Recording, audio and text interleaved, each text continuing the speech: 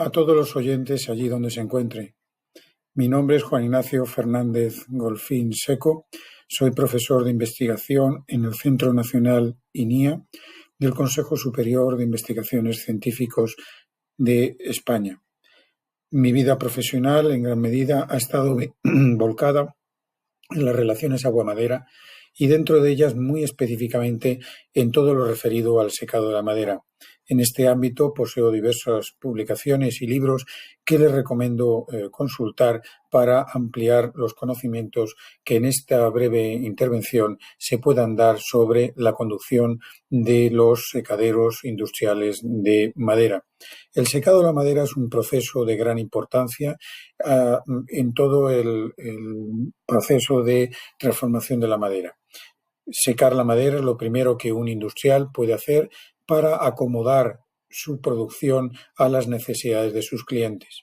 Y cuando se lleva a cabo en condiciones industriales hay que prestar mucha atención sobre cómo se lleva este proceso para evitar que la calidad de nuestro material, nuestras materias primas, se vea comprometida y conseguir que el producto final obedezca a las necesidades de nuestros clientes.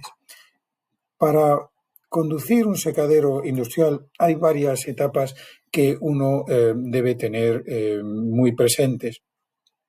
Ya les he dicho que este módulo es un resumen muy corto y que cualquier ampliación que necesiten de conocimientos los van a poder tener leyéndolos en el Manual Técnico de Secado de Maderas que publicamos Marta Conde y yo, y ahí ven ustedes un listado de páginas web donde este libro puede ser conseguido.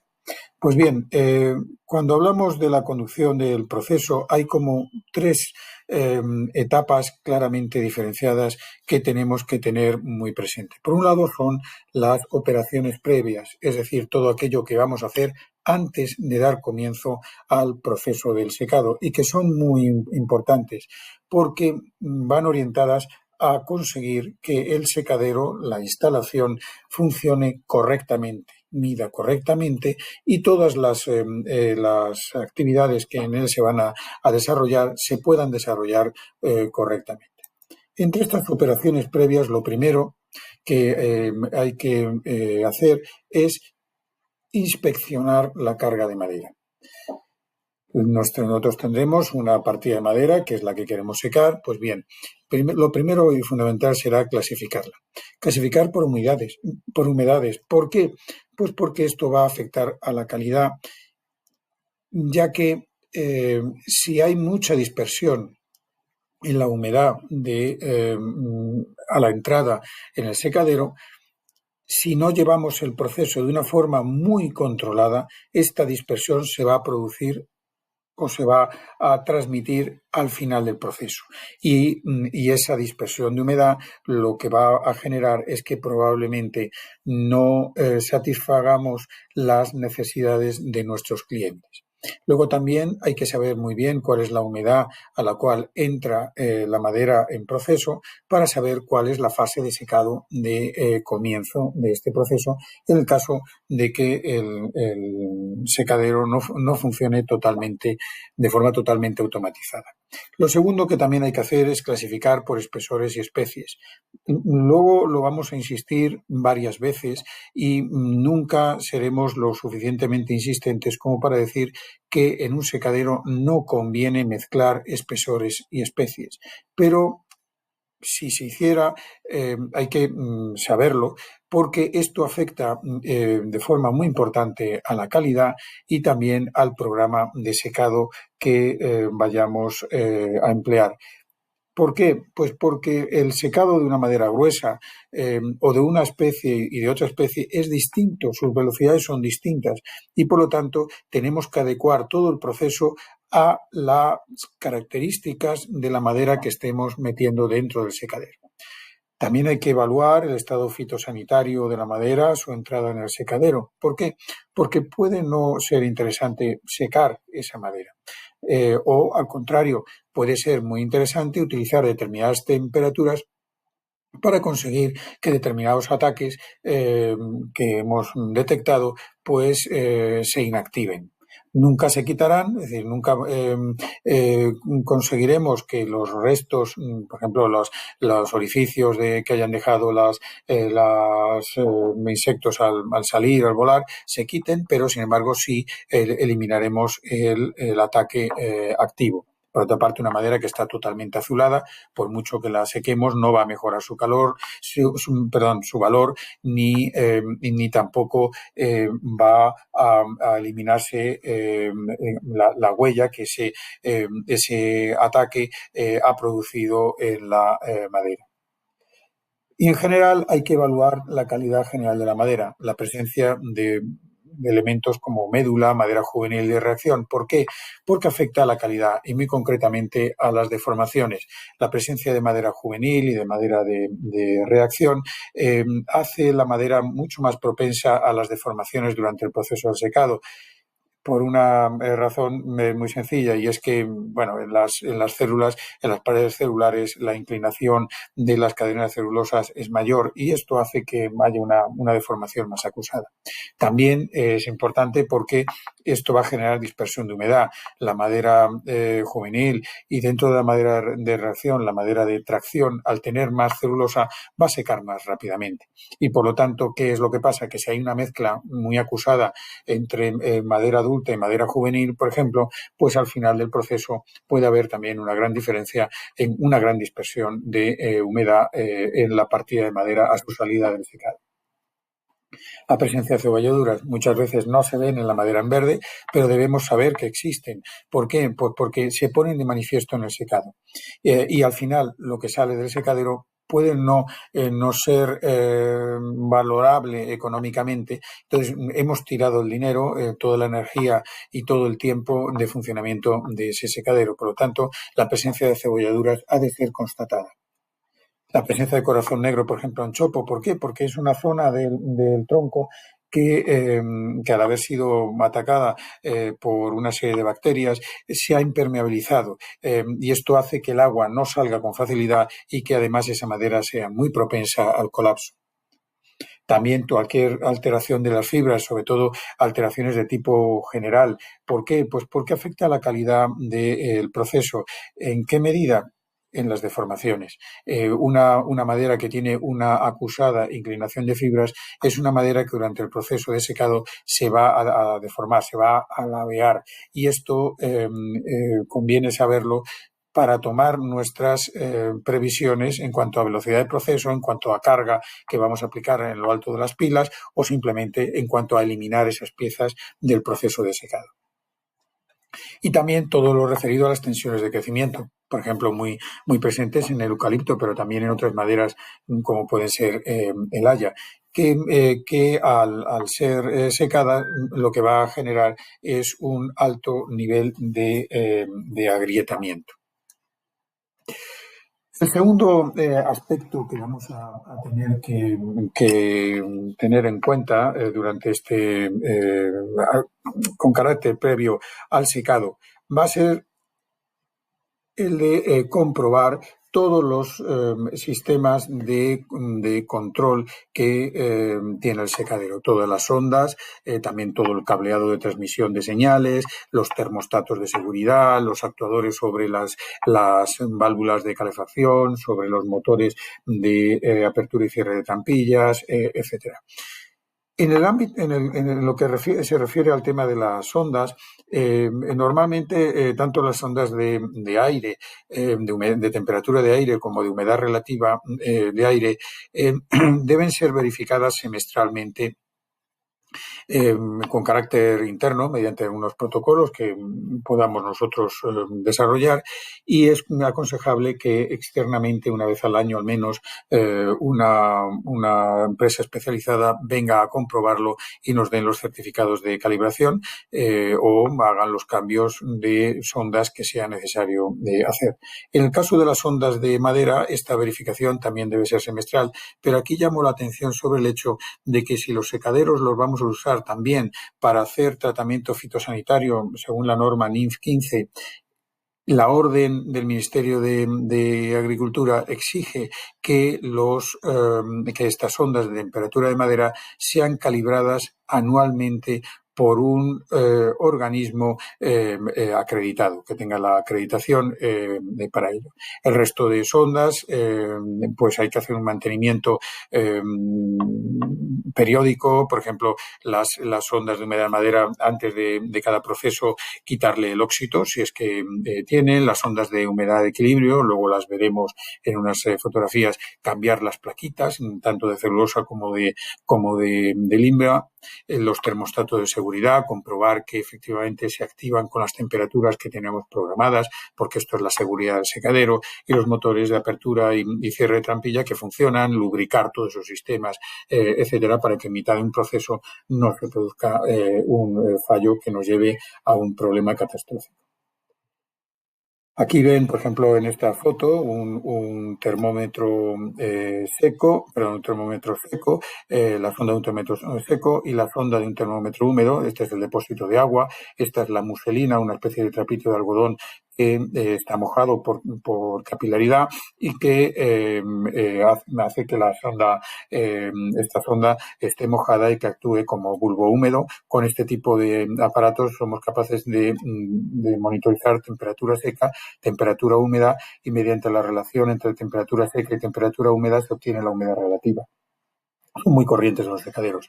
También son muy corrientes en secaderos este tipo de sondas cuando nos da la temperatura seca, y luego esta es una sonda de humedad de equilibrio que lo que hace, que utiliza es una placa bien de celulosa o bien de limba, de madera de limba, que mide la humedad de esta placa, y como existe una relación entre la humedad de esta placa y la humedad relativa atmosférica, pues mediante este tipo de aparatos somos capaces de medir el clima interior en un secadero, temperatura seca y humedad relativa.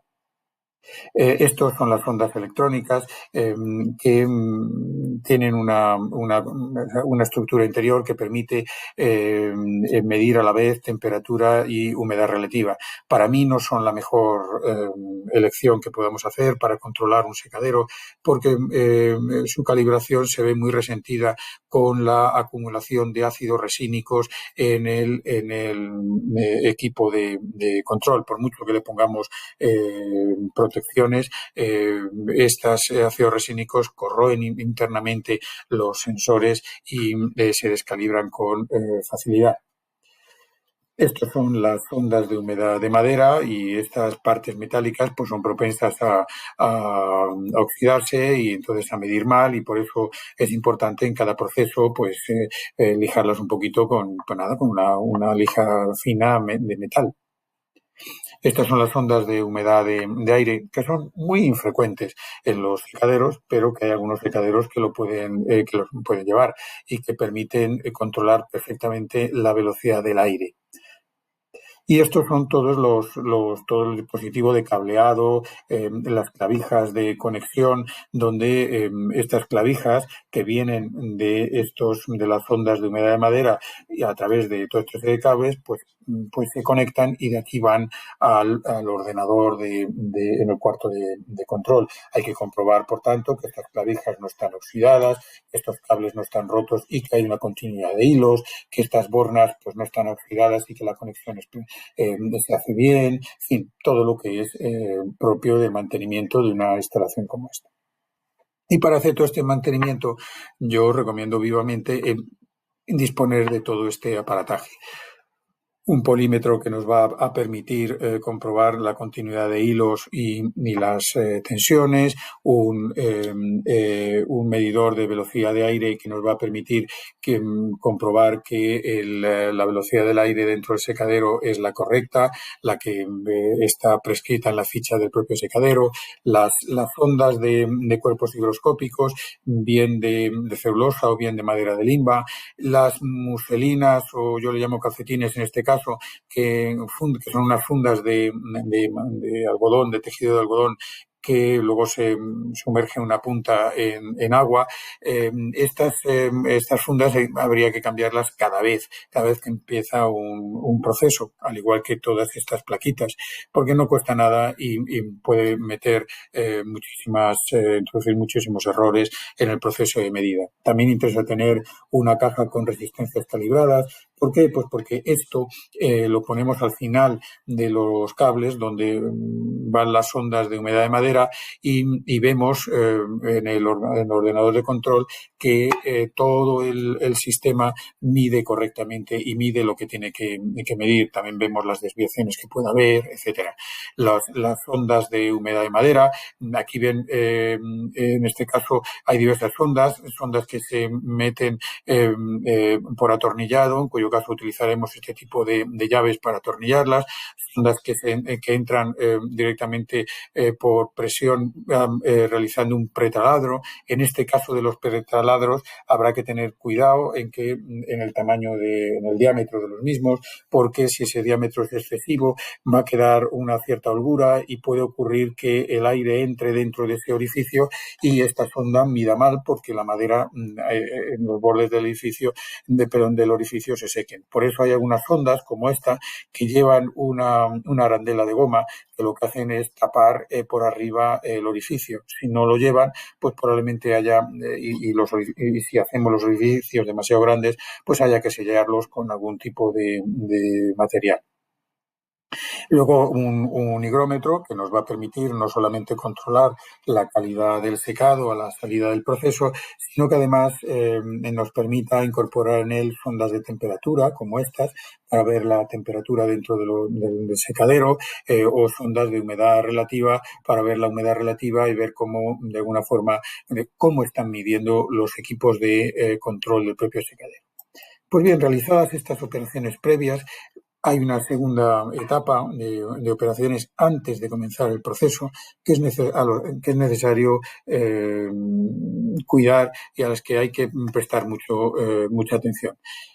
En este caso vamos a hablar del apilado y la carga del secadero. Esto es fundamental porque, bien, ya tenemos un secadero que funciona correctamente. Ahora nosotros debemos construir adecuadamente los paquetes de madera y colocarlos correctamente dentro del secadero, porque esto afecta tanto a la duración del secado como a la calidad. Muchas veces un mal apilado genera una duración innecesariamente alta de un proceso o una dispersión de humedad a la salida del secadero que es incompatible con muchas de las demandas de nuestros clientes. Y eso no se debe a que el secadero funcione mal, sino simplemente a que el apilado, la construcción de los paquetes y el apilado, la colocación de estos paquetes en el interior del secadero no ha sido la correcta.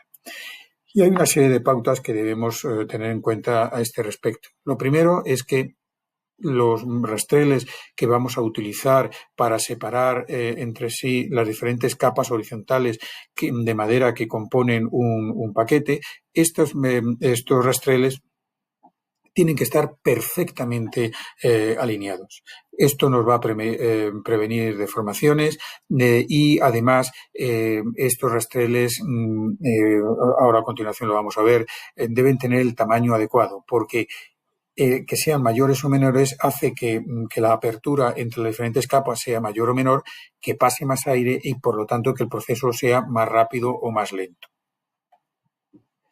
Estos rastreles, además, no deben manchar la madera, ni deben propiciar cambios de color en la misma. Por ello, recomendamos vivamente que los rastreles sean de madera seca, limpia, sin defectos y preferiblemente de pinos. Deben ser de fibra recta porque muchas veces estos rastreles se mueven si no llevan la fibra perfectamente recta, y todos esos movimientos generan una inestabilidad dentro del paquete de madera que hace que al final la propia madera que compone el paquete se acabe deformando. Nunca llamaré suficientemente la atención sobre el hecho de que para rastreles no se usen restos de madera que haya por ahí por el secadero, lo cual suele ser relativamente frecuente en muchas instalaciones. Deben hacerse rastreles específicamente para este proceso de secado. Guardarse, una vez que desapilamos, sacamos la madera al secadero, deben ser guardados, revisados, los que estén mal tirados y hechos otros nuevos, etcétera. Es decir, es algo que debe ser controlado muy estrechamente. En cuanto al tamaño, yo normalmente uso rastreles, un único rastrel de 25 por 35. Lo pongo en posición de 25, es decir, generando una distracción entre capas de 25. Cuando el secado de la madera va a ser rápido, es rápido, y entonces lo que a mí no me interesa es que sea excesivamente rápido. Y 35, pues cuando la madera es muy gruesa, está muy húmeda o es muy dura, entonces es previsible que va a secar lentamente, y a mí me interesa meter más aire para ser capaz de acelerar un poquito el proceso. Para aquellos que, sin embargo, quieran hacer esto de una forma un poco más precisa, en esta tabla ven ustedes unas recomendaciones en función del espesor de la madera, cuál debe ser el espesor de rastrel a utilizar. Otro aspecto sobre el que hay que prestar atención es la separación adecuada entre rastreles. En función del espesor, si la madera es más gruesa, nos podemos permitir mayores separaciones entre rastreles. Si la madera es muy gruesa, las separaciones entre rastreles tienen que ser menor. Todo ello para conseguir que no haya deformaciones. Y luego las tablas han de ser siempre colocadas a tope, salvo que el espesor sea muy grueso y haya que fomentar un poco más la ventilación vertical dentro de las pilas. En este pequeño vídeo van a ver todo el proceso de una forma más o menos clara, ¿no?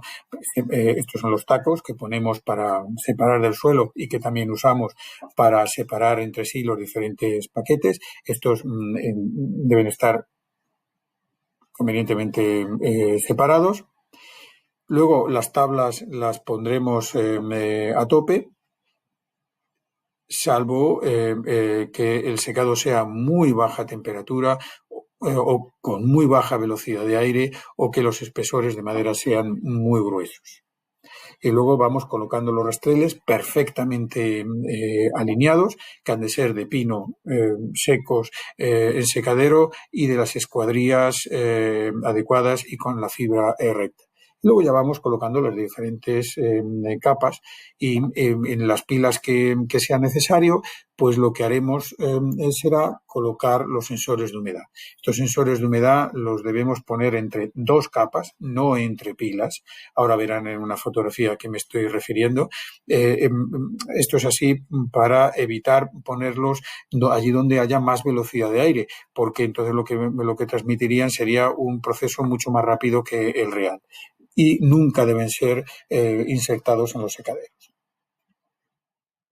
Luego, bien, estos tacos que utilizamos para separar entre sí los diferentes paquetes que componen una determinada pila, que los ponemos porque cuando cargamos el secadero con carretillas elevadoras, lo necesitamos para que las horquillas las podamos retirar. Por eso no conviene colocar aquí los sensores, porque esta separación es mayor que esta, y aquí estas tablas se van a secar más rápidamente que estas. Entonces, si monitorizamos todo el proceso de acuerdo con la humedad de estas tablas, estaremos metiendo un error que puede afectar muy notablemente a la calidad del proceso.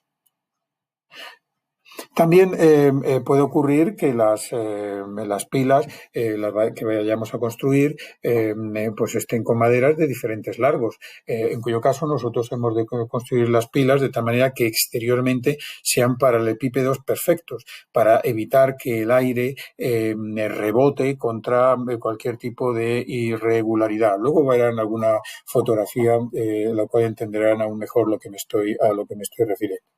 También puede ocurrir que las piezas de madera tengan diferentes anchuras y entonces en este caso, como en el caso anterior, lo que tenemos que hacer es construir la pila de tal manera que los huecos, si hay que dejarlos, queden dentro y externamente la pila sea perfecta. Aquí lo ven en este caso, como en este caso, pues han dejado una serie de espacios entre tablas dentro de una misma capa para conseguir que externamente esto sea un paralelepípedo perfecto. Bien, una vez que ya hemos construido las pilas de acuerdo con, perdón, que hemos construido los paquetes de acuerdo con las normas que hemos dicho, ahora hay que colocarlos dentro del secadero y construir las pilas, las torres de paquetes que hemos de disponer dentro del secadero. En todo lo que tenemos que hacer es disponerlas perfectamente. La profundidad máxima de apilado, es decir, cuántos metros puede tener en profundidad el apilado. Esto va a depender, en primer lugar, de las características del material que estemos secando. Si son coníferas que están verdes, pues con un máximo de 5 metros. ¿Por qué? Pues porque estamos sacando muchísima agua muy rápidamente y ¿qué es lo que ocurre? Que si ponemos pilas muy profundas, ponemos bastantes paquetes en longitud, en profundidad, pues los paquetes del fondo no se van a secar porque el aire que entra seco en los paquetes del frente, el aire se va cargando de humedad y se carga tanto que al final ya no sirve para secar la madera. Si por contra las coníferas están oreadas o hablamos de frondosas que secan mucho más lentamente, pues nos podemos permitir hasta 10 metros. Y en el caso de que el propio secadero no tenga una ventilación reversible o esta ventilación sea muy débil en cuanto a velocidad de aire, pues conviene reducir todas estas dimensiones a la mitad.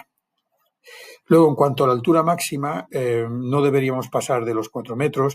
¿Por qué? Pues porque cualquier pequeña irregularidad en los rastreles, en los tacos que vayamos poniendo, se van acumulando en altura y, claro, con más de 4 metros, la último paquete puede quedar inestable. Yo he visto secaderos en los cuales esta inestabilidad ha hecho que se haya caído la madera dentro y ha generado no solamente graves daños dentro del secadero, las instalaciones, las paredes, los elementos de control y demás, sino que además hay que sacar toda la madera a mano. Y entonces esto es una gran avería para un industrial. Por eso hay que tomar las precauciones de no sobrecargar los secaderos.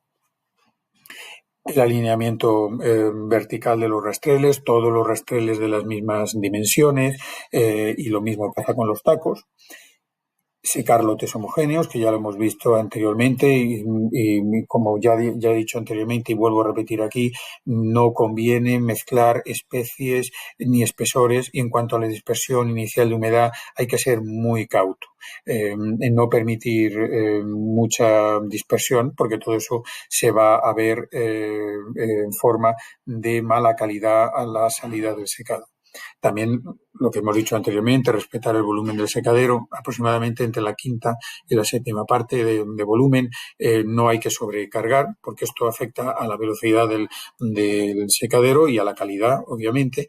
Todos los espacios huecos que se vean deben ser tapados con lonas, tableros, para forzar el paso por el frente de madera. En puro rigor, el aire solamente debería pasar por la madera, nunca por ningún otro sitio. Luego van a ver alguna imagen en la cual lo verán mucho más claramente.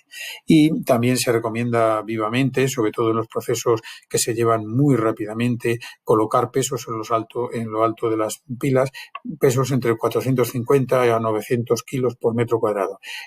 Que se ponga más o menos peso depende, por supuesto, de la velocidad del proceso, pero también de la tendencia a la deformación que pueda tener la la madera que estamos secando. Es decir, si hay una partida de pino que sabemos que hay bastante madera juvenil, pues deberíamos utilizar más peso que si estamos tratando, por ejemplo, secando una madera de pino que sabemos que no tiene madera juvenil.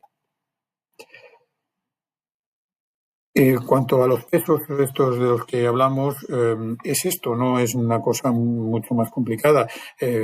O se hacen con un marco metálico y un interior de hormigón o puramente de hormigón que se mueven con las carretillas elevadoras y se colocan en lo alto de las pilas para transmitir esa presión. Todo esto lo que hace es reducir el porcentaje de deformaciones. Su uso es vital en sistemas rápidos y más recientemente cada vez hay más secaderos que para evitar el tener que andar con pesos y demás, el techo superior va dotado de una serie de émbolos y actúa como una especie de prensa. Es decir, una vez que hemos cargado el secadero, este techo superior baja, que hay unos biombos que lo que hacen es frenar la entrada de aire por ese falso techo, pero ese falso techo lo que hace es presionar la madera y con ello conseguir que toda la capa de madera esté bajo presión. Incluso esta presión puede ir aumentando durante todo el proceso de secado. Aquí ven también un pequeño vídeo en el cual hemos tratado de explicar cómo se lleva a cabo el proceso de carga de un secadero, cómo vamos poniendo los tacos van separando entre sí los diferentes paquetes y cómo hay que prestar mucha atención a la colocación de todo esto. Como ven en los pesos, y hay aspectos que hay que prestar mucha atención, por ejemplo, en este caso, pues que no queden espacios libres por donde pueda pasar el aire, por ejemplo, en este caso sería por el falso techo. Antes han visto ustedes en la diapositiva que aquí se pueden poner una especie de faldones de goma que lo que hacen es que se adaptan perfectamente e impiden el paso del aire. En cuanto a la disposición de los paquetes dentro del secadero, pues en esta diapositiva lo ven clarísimamente. Si disponemos los paquetes de esta forma, pero hay un pasillo interior, lo correcto sería tapar este pasillo con algún tipo de tablero para evitar que el aire se nos vaya por allí. Si hay poca madera, pues a lo mejor colocarlo al tres bolillo o aquí en otra disposición y lo mismo en alzado. Tratar de conseguir que en ningún momento haya vías por las cuales se nos pueda escapar el aire, porque eso al final lo que hace es que haya zonas de la carga que se sequen de forma más dificultosa. Aunque hemos insistido hasta la saciedad que no mezclemos diferentes gruesos, diferentes especies, si al final no tienen ustedes otra solución más que hacerlo, lo que deberían seguir es la siguiente recomendación. En la periferia de las pilas de madera, de la carga de madera que han metido en el secadero, colocarán ustedes las pilas con la madera más gruesa, más dura y más húmeda. Y en la parte central, las maderas que son más delgadas, más blandas o más secas. ¿Por qué? Porque estas son las que en principio van a llevar un proceso más lento y este es un proceso más rápido o en parte ya está hecho. Y como en la periferia es donde da el aire con más fuerza, más seco, más caliente, pues es una forma de homogeneizar luego la humedad en todo tu paquete. Aquí lo ven también lo mismo en alzado, perdón, en planta. En cuanto en lo que respecta al apilado, es muy importante que tengan ustedes en cuenta que también tiene un efecto económico brutal. Viene a representar económicamente entre el 5 y el 25% del tiempo de funcionamiento de un secadero. Y esto es muchísimo dinero. Y depende mucho de los sistemas de carga que nosotros utilicemos. Utilizamos vagonetas y nosotros cargamos las vagonetas fuera. El secadero, cuando ha acabado, abrimos las puertas y tiene un doble juego de puertas, entonces sacamos las vagonetas que estaban dentro del secadero y metemos la madera verde. ¿Qué es lo que pasa? Pues que en definitiva estamos dando una mayor rentabilidad a la instalación, al secadero propiamente dicho, porque su funcionamiento lo estamos separando de todo el proceso de carga y de descarga. En general, aquí ven unos datos, ¿no? Que en las instalaciones de unos 100 metros cúbicos se viene a necesitar unas 2 horas, entre 2 horas, hora y media, 2 horas, para la descarga si se hace con carretillas y unos 25 minutos si se hace con vagonetas. Y por tanto, nosotros lo que recomendamos es, antes de comprar o de instalar un secadero, que se piense muy bien toda la logística que se va a realizar, cuál es la demanda que tenemos y cómo podemos planificar perfectamente todo lo referido a la carga, descarga del secadero. Y en caso necesario, incluso plantearse la utilización de apiladores y desapiladores automáticos, que no solamente van a conseguir hacer unas pilas perfectas, lo cual va a tener efecto en la calidad, sino también nos va a acelerar bastante el proceso. Aquí vamos a ver algunos ejemplos. Este es el caso de un apilador automático. Este es el caso de un apilador manual. En caso de que no haya recursos para hacerlo automáticamente, esto se puede construir fácilmente en cualquier instalación industrial y nos permite, con rastreles perfectamente de las dimensiones adecuadas, se van metiendo por aquí y se van construyendo pilas perfectas. Luego se meten las horquillas de las carretillas elevadoras por aquí abajo, se saca el paquete por arriba y conseguimos unos paquetes perfectos. Aquí ven, por ejemplo, el caso de unas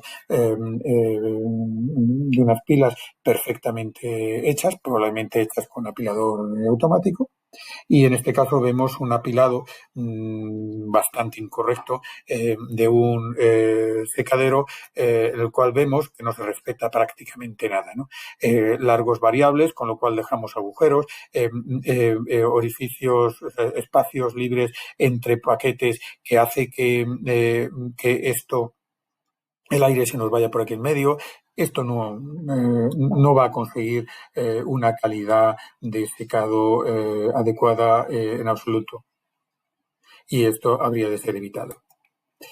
Bien, entonces ya hemos pasado una revista, una serie de operaciones previas que hay que hacer, de mantener todas las instalaciones, todo el sistema de regulación, de medida del clima y de la humedad de la madera. Hemos visto cómo debemos construir los paquetes y cómo debemos cargar el secadero. Y ahora ya entramos de forma más clara en cómo debemos controlar y regular el proceso para que la calidad sea óptima. Para monitorizar el proceso vamos a utilizar las sondas que hemos visto anteriormente, sondas de humedad de madera, sondas de clima, tanto de humedad relativa, de temperatura e incluso de velocidad de aire. Son raras, pero algunas veces ocurren. Y con todas estas medidas que nosotros vamos a tener canalizadas mediante los cables adecuados y dispositivos intermedios adecuados al sistema de control, este sistema de control va a empezar a dar órdenes para mantener el clima interior del secadero en las condiciones programadas en función de las condiciones de humedad de la madera. Y entonces va a trabajar a través de actuadores eléctricos o neumáticos, abriendo y cerrando válvulas de calefacción, trampillas de ventilación, o abriendo y cerrando los sistemas de humectación, o encendiendo y apagando ventiladores, o simplemente a través de variadores de velocidad, modificando la velocidad de giro de los ventiladores.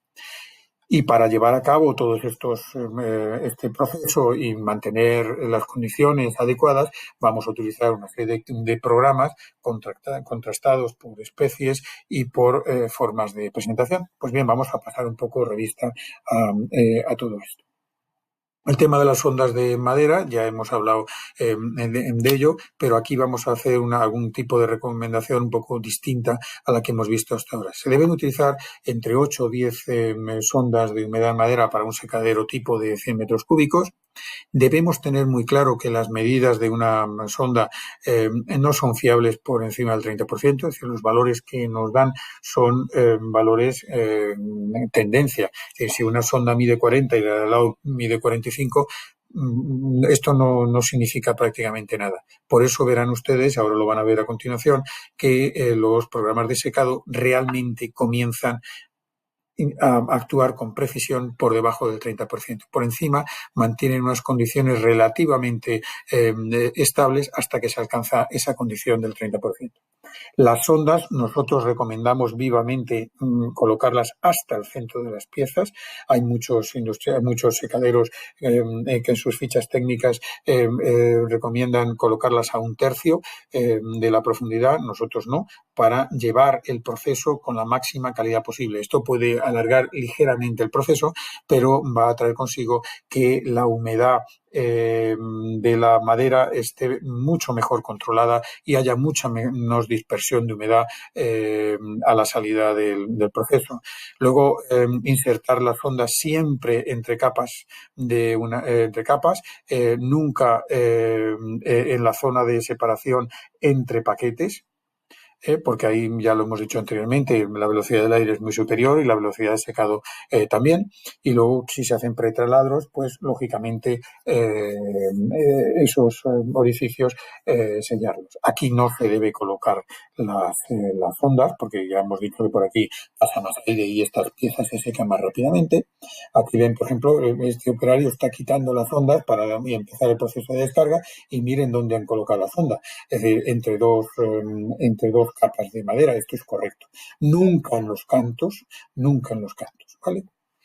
Bien, en cuanto a las sondas de humedad relativa, hay diversos tipos, desde sondas de humedad de equilibrio, que ya lo hemos dicho, con estas plaquitas de limba, los termómetros electrónicos, con el termómetro seco y el termómetro húmedo. En este caso no es la muselina que vimos en una foto anterior, sino una especie de calcetín, también de algodón, y luego también las sondas electrónicas, aquí ven alguna, de tipo capacitivo, que no las recomiendo yo, pero bueno, pero hay algunos secaderos que las llevan. Recomendaciones. Como lo normal es que un secadero tenga un sistema reversible de sentido de giro del aire, es necesario colocar sondas tanto a la entrada como a la salida del aire. Y para ello lo que se suele hacer es cargamos el secadero y ya cuando está perfectamente cargado hay una especie de perchas como esta que se colocan en un orificio y aquí vienen todas las ondas que también se ven en la otra pared del secadero. De esta manera tenemos medición en esta zona y en la zona contraria. Y luego siempre, ya lo hemos dicho anteriormente, el mantenimiento. Todo el tema de las tapas, los manguitos, los cables, las conexiones y todo perfectamente calibrado, por lo menos verificado regularmente para saber que aquello está midiendo correctamente. Las sondas de temperatura, pues hacemos prácticamente lo mismo, sabiendo que podemos tener sondas de tipo PT100 o sondas tipo termopar. A veces externamente no se ve la diferencia y en los efectos de la operatividad son prácticamente iguales, ¿no? En otras ocasiones, sondas electrónicas que tienen el mismo problema que antes he visto yo, que he citado, de la humedad relativa. Bueno, pues estos sensores con los ácidos recínicos se descalibran, se oxidan mucho y se descalibran con facilidad. Las mismas recomendaciones que hemos visto antes, duplicar las ondas, entrada y salida y el mantenimiento correcto. Todas estas medidas acaban en el cuarto de control, donde normalmente basado en ordenador ya tenemos los programas, un software adecuado con los programas adecuados. Y entonces, en función de las medidas, este software actúa sobre las trampillas de admisión o de escape. En este caso, por ejemplo, no tiene cada trampilla un motor propio, sino hay un motor único y un tubo un metálico que al girar hace girar las trampillas. En otros casos, los motores, cada trampilla tiene su propio motor. Y esto pues hay que comprobarlo, como hemos visto antes, hay que comprobarlo antes de cada proceso, en función de cuál sea la humedad relativa que el programa establece para el interior del secadero en cada momento, pues abrirá o cerrará trampillas o las dejará en posiciones intermedias, etcétera. Lo mismo pasa con la calefacción. Aquí tenemos una válvula de 3 vías en función de si el proceso demanda más o menos calor, aquí vemos, por ejemplo, los elementos de calefacción, pues el programa abrirá o cerrará la válvula para que aquí entre el fluido térmico y suba la temperatura. Lo mismo con en este caso son rociadores de agua que hacen elevar la humedad relativa. Y en cuanto a los ventiladores, lo mismo, el programa, en función de cuáles sean las condiciones, o sea, el momento de humedad de madera, pues utilizará una velocidad máxima o a través de los variadores de velocidad controlará esta velocidad para optimizarla, de tal manera que consigamos el máximo ahorro de energía y que el proceso sea lo más eficiente energéticamente posible. Aquí vemos ya entramos ya en el proceso de secado. Esto es lo que estaríamos viendo en la pantalla de nuestro ordenador. Este es un punto de control. Ahí vemos el ordenador con el proceso de control. Y entonces el secado realmente se compone de varias fases. El secado entendido en sentido amplio. En primer lugar, el calentamiento. Esto es una etapa que no se debe obviar, no se debe entrar directamente al secado propiamente dicho. Hay que calentar previamente el secadero y hay que calentar la madera. El no calentar la madera trae consigo una serie de problemas de calidad enormes, en concreto el cementado, que hace que luego la calidad sea muy baja y que el proceso sea muy lento. Hay que prestar atención a este calentamiento inicial del secadero y calentamiento de la madera, para luego ya entrar directamente a lo que entendemos como secado propiamente dicho, que utilizaremos los programas que figuran en la bibliografía y que normalmente están en el software de control del secadero. Y luego hay una serie de tratamientos que a veces se usan, a veces no. Por ejemplo, el de reacondicionado. Se utilizan las maderas que suelen presentar colapso, por ejemplo, el eucalipto, a veces el castaño, a veces el roble, la ilomba. Estas son maderas que pueden colapsar y entonces es necesario realizar una acción específica, bien durante el proceso de secado o bien al final del proceso de secado, para recuperar ese colapso, porque la madera colapsada realmente no vale para nada. Y el equilibrado, si hubiera tensiones, si hubiera diferencia, mucha dispersión de humedad dentro de las piezas de madera, es decir, grandes gradientes de secado, pues esta etapa se puede también hacer al final del secado.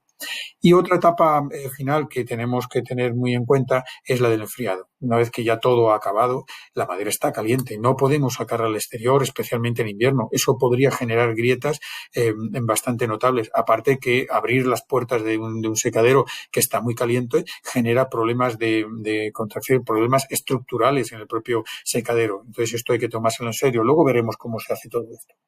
Y luego hay algunas otras etapas que se pueden añadir, por ejemplo, o utilizar aisladamente, por ejemplo, tratamientos para esterilizar la madera, ¿no? Bien, pues a todo esto vamos a prestar ahora un poquito de atención. Las fases de calentamiento.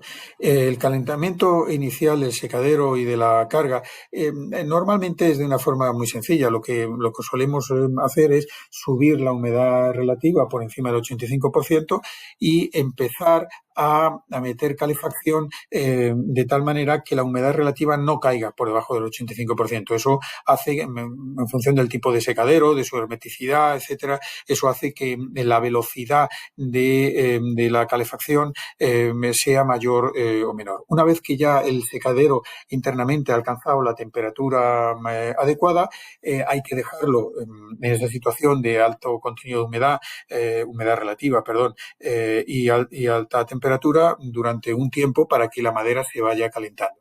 Aquí ven una tabla, hay muchas, pero esta es una de ellas. Por ejemplo, para tabla de 27 milímetros, pues dejaríamos entre 2 y 3 horas en el caso de coníferas y entre 3 y 4 y media en el caso de las frondosas. Una vez que ya tenemos ahora bien, también en los modernos secaderos se están empezando a introducir bateas, que son un dispositivo, es una especie de depósito de agua en el cual hay unos tubos de calefacción eh, que pasa aquí toda la energía calorífica de la caldera y entonces genera vapor. Entonces lo que haríamos sería, en este caso, si disponemos de bateas, es con la ventilación cerrada, las trampillas cerradas, es decir, todo perfectamente estático, generar mucho vapor y calentar el secadero y la madera con vapor. Esto sería lo perfecto. Para que esto funcionara muy bien, sería necesario utilizar también alguna sonda de madera para ver cuándo la madera alcanza la temperatura de consigna, ¿no? de comienzo del proceso de secado. Bien, una vez que ya en cualquier caso hemos calentado el secadero, hemos calentado la madera, pues ya empezará el proceso de secado. Y vamos a algunas cosas que hemos de tener en cuenta, aunque algunas de ellas ya las hemos dicho, sin embargo voy a insistir en ellas. Nunca debe olvidarse las etapas de calentamiento inicial. Se debe emplear el programa adecuado a cada especie, es decir, no utilizar cualquier programa, sino el recomendado para cada especie. Nosotros nos recomendamos conducir el proceso por el valor medio de las sondas, de las 4 sondas más húmedas, de la mitad de sondas. Si tenemos 10 sondas, serán 5. Es decir, controlar el proceso por la humedad máxima, porque la madera más débil es la madera más húmeda, la más gruesa o la que seca más lentamente. Por lo tanto, el proceso lo debemos llevar por aquello que puede generar más problemas de calidad, que ya digo es la madera más gruesa, más húmeda o que seque más difícilmente. Y hay veces que los secaderos pues no pueden, no tienen la potencia suficiente para conducir un determinado programa y entonces lo que hacemos es poner la temperatura máxima que podamos y regular la humedad relativa de tal forma que la humedad de equilibrio de la madera sea la misma que la que nos dice el programa que estamos intentando. Para controlar, ahora lo van a ver en las tablas de los programas de secado, para controlar el secado hay dos grandes tipos el secadero tradicional. Hay dos grandes tipos de métodos de control, el método directo y el método indirecto. El método directo, que se hace controlar el clima interior del secadero con la temperatura y humedad relativa. La humedad relativa se obtiene con un psicrómetro electrónico, bulbo seco, bulbo húmedo, o con una sonda de capacitiva electrónica, o controlamos el proceso, el clima, simplemente por temperatura seca y temperatura húmeda. Es decir, no hacemos ninguna referencia a la humedad relativa. Por eso ahora van a ver en la siguiente diapositiva que los programas dan muchísimo más datos de los que a lo mejor ustedes necesitan para su proceso concreto. Esos programas están pensados para que trabajen en cualquier circunstancia, tanto del método directo como el indirecto que vamos a ver ahora. En el método indirecto, el proceso de secado se lleva considerando las variables de clima, sobre todo la temperatura, y las variables de humedad de la madera. Entonces podemos controlar por la temperatura y la humedad de equilibrio de la madera o por la temperatura y el gradiente de secado. El gradiente de secado es el cociente entre el contenido de humedad que nosotros estamos midiendo que tiene nuestra madera en el secadero y la humedad de equilibrio a la que tiende esa madera en función de las condiciones de clima interior que hay dentro del secadero, temperatura y humedad relativa. Cuanto más diferencia haya entre el contenido que tiene de humedad que tiene nuestra madera y aquel al que tiende, el proceso será más rápido. Conforme más parecido sea, ese proceso será más lento. Entonces aquí ven los programas, los pueden ver en nuestro libro, evidentemente. Por ejemplo, en este caso es el que utilizaríamos con la Jatoba, el Roble Zapelli, que es el programa número 1, donde pues vemos en función de la humedad de la madera, que es una variable fundamental, se programa la temperatura seca dentro del secadero, la temperatura húmeda o la humedad relativa. Esto está íntimamente relacionado, obviamente, ¿no? Entonces, a lo mejor nuestro secadero funciona con temperatura húmeda, bueno, pues nos interesará este dato, o nuestro secadero funciona con humedad relativa, funciona con este dato. También podemos llevarlo por el método indirecto en función de la humedad de la madera, la temperatura y la humedad de equilibrio. Es decir, vamos regulando para que la humedad de equilibrio sea una o sea otra, o el gradiente de secado, el cociente entre la humedad de madera y la humedad de equilibrio. Esta humedad de equilibrio higroscópico es función de la temperatura seca y la humedad relativa. Es decir, todas estas variables están de alguna forma relacionadas entre sí. Por eso el que se lleve por un proceso u otro al final no debe dar lugar a diferencias significativas. Aquí, por ejemplo, tenemos otro programa que se utilizaría para el arce o el nogal, por ejemplo. En coníferas, aquí ven algunos programas, en este caso sería el Radiate y el Pinaster, donde ven que las temperaturas son notablemente más altas que en las frondosas anteriores. ¿Por qué? Porque las coníferas son más fáciles de secar, son más rápidas y podemos forzar más el proceso. Pero luego también dentro de las coníferas hay diferencias. Este sería el caso de un pino silvestre. Entonces, si ustedes entran a mirarlo con un poquito más de cuidado, verán que el secado del pino silvestre se lleva más lentamente, con más cuidado que el secado, por ejemplo, del pino radiata o del pino pinaster.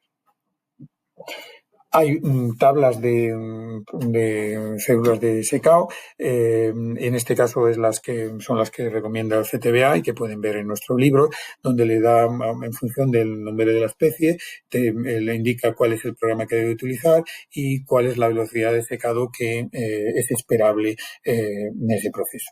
Al final, el proceso de secado sigue una curva parecida a esta, en la cual en la primera fase, en la fase de calentamiento, hay una ligera bajada en la humedad de la madera y es un proceso que puede ser más o menos largo en función del grosor de la madera, la meticidad del secadero, etcétera. Y luego ya a partir de aquí empieza el secado propiamente dicho. Al principio del secado, cuando la madera desde verde empieza a bajar la humedad, que lo llevamos con una velocidad de aire muy alta, esta velocidad de secado es muy rápida, del orden de 2 o 3% por hora. Pero llega un determinado momento en el entorno del 40% de contenido de humedad de madera, ese proceso empieza a ralentizarse. Y esta ralentización se empieza a notar.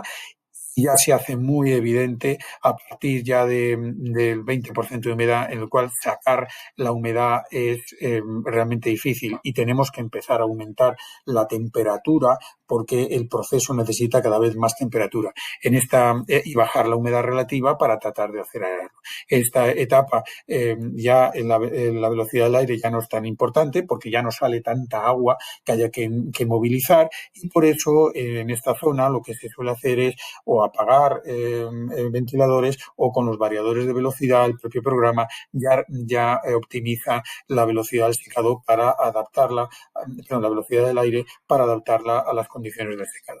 Toda esta la velocidad, aunque la curva es más o menos igual en todos los casos, sin embargo será más o menos extendida, más o menos rápida en función del espesor de madera. Una tabla de 27, su curva es mucho más rápida que un tablón de 55, en función de la especie.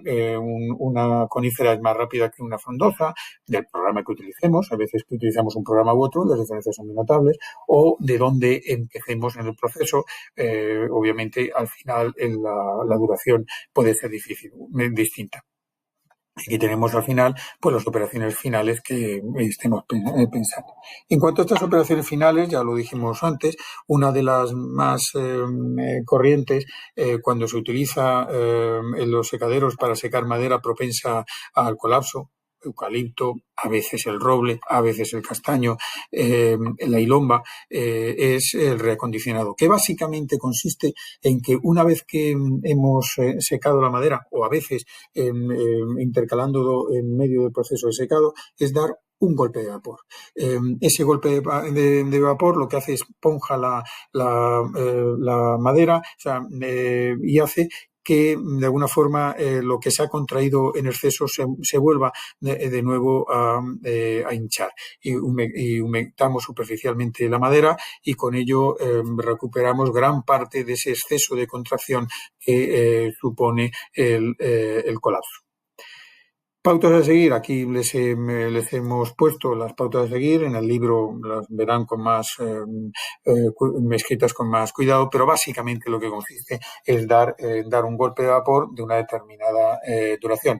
Esto solamente se hace en condiciones que sean realmente necesarias. ¿Por qué? Pues porque todos estos golpes de vapor, estas situaciones de humedades tan sumamente elevadas, etcétera, es muy agresivo para los secaderos, para todos los dispositivos de medida y control, y luego obviamente algo sube la humedad de la madera, de tal manera que una vez que hacemos el reacondicionado, pues a lo mejor se nos ha ido la humedad media y tenemos luego que secar un poquito más, ¿no? Y lógicamente alarga el proceso, es decir, que si no es necesario no hay por qué hacerlo. El equilibrado es algo parecido, pero se hace cuando observamos que las tablas de madera están muy húmedas por el centro y muy secas por la periferia. Es lo que llamamos los gradientes de secado. O cuando observamos que hay muchas tensiones de secado, es decir, han aparecido fendas, etcétera, ¿no? Fendas superficiales. Entonces se le da un golpe de vapor con la misma idea. Humectar superficialmente e igualar las humedades dentro de las tablas, y conseguir que su perfil sea más adecuado. De nuevo, aquí les hemos puesto unas pautas. En el libro verán todas estas pautas explicadas mucho mejor que lo que aquí pueden ver. Pero en esencia también consiste en una especie de golpe de vapor. Cuando todo este proceso ya ha acabado, pues viene la siguiente fase, que es la fase de enfriado. Y para enfriar, pues lo que recomendamos es dejar las trampillas abiertas parcialmente, cerrar totalmente la calefacción, mantener la velocidad del aire a la mitad, más o menos, y dejar eso así hasta que la temperatura en el interior del secadero no sea superior en 20-30 grados a la exterior. Todo este proceso también es conveniente llevarlo de tal manera que la diferencia entre la temperatura seca y la temperatura húmeda de vuestro sistema de control no sea superior a 5 grados en ningún momento, porque si no sería excesivamente rápido. En el enfriamiento de la madera todavía sigue secándose un poquito y puede caer el contenido de humedad en un 1%. Y luego una digamos, operación que a veces se hace con los secaderos es todo lo referido al esterilizado. De alguna forma, el tratamiento fitosanitario NIF 15 entraría en este tipo de, digamos, de procesos que podemos implementar en el seno de un secadero. Se utilizan pues para eliminar ataques que hayamos observado, por ejemplo, una madera tropical que nos viene con ataque de ictus, o en el caso de la NIF 15, pues prevenir que la madera pueda ser transmisora el nematodo del pino, ¿no? O del fusarium, del hongo. Esto es totalmente independiente del secado. Entonces hay una serie de programas que se utilizan. En el caso de la NIF 15 te exige que la temperatura de la madera esté a 55 grados durante un determinado tiempo, pero este es un programa de validez general. Entonces, lo normal es que para los insectos utilicemos temperaturas relativamente más altas y mantengamos durante el tiempo necesario en función del espesor las condiciones. Se hace siempre con condiciones de humedad relativa muy altas. ¿Para qué? Pues para que no aparezcan defectos. Esto hace que de alguna forma la humedad de la madera suba un poquito. Por eso estos tratamientos de esterilización o se hacen durante el proceso de secado o antes del proceso de secado, en el caso de que luego esta madera se quiera secar. Y hay una serie de preguntas que siempre se nos hacen en todos los cursos que damos, es decir, ¿cuál es la humedad a la cual tenemos que secar la madera? Bueno, pues es que depende del uso. Si estamos secando madera para un parquet de interior en un lugar calefactado, pues a lo mejor nos tenemos que secar la madera hasta el 7%, pero si estamos utilizando el secadero para secar una serie de vigas que las vamos a poner en un porche al exterior, pues con un 15-16% es suficiente, o si vamos a utilizar esa madera para luego ser tratada. En función de cuál es el uso previsto en este esquema, ven ustedes cuál es el rango de humedad hasta los que tienen que secar la madera. Otra serie de preguntas que nos suelen hacer, es decir, ¿el programa que estamos siguiendo lo puedo cambiar sobre la marcha?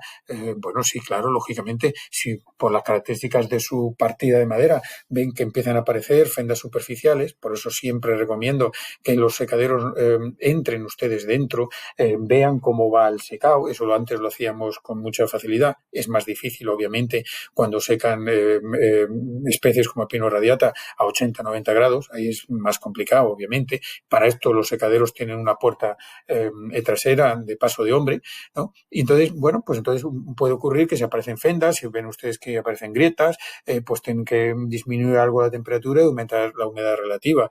También al pasar de ese punto del punto de saturación de las fibras, que está en el orden del 30% como media, pues ya no se necesita tanto aire, y para ahorrar un poco de energía eléctrica, si no tienen ustedes variadores de velocidad, pues pueden parar ustedes la mitad de los ventiladores, ¿no? Otra serie de preguntas, pues en función del espesor, pues sí, lo normal es que las tablas ya de secado, los programas de secado ya te dicen qué es lo que tienes que hacer.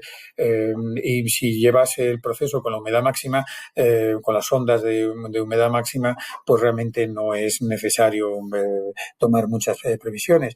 A veces con las maderas que tienen mucha resina y no queremos que afloren, pues es necesario limitar al máximo la temperatura a 50-60 grados. Y en cuanto a la mezcla de espesor y de especies, yo recomiendo, insisto, evitarlo. Pero si es absolutamente necesario, habrá que utilizar el programa de la madera más débil, es que será siempre la más gruesa, la más húmeda o la especie menos permeable. Pues nada, muchísimas gracias a todos. Espero que lo que hemos comentado les sirva de utilidad y quedamos a su entera disposición.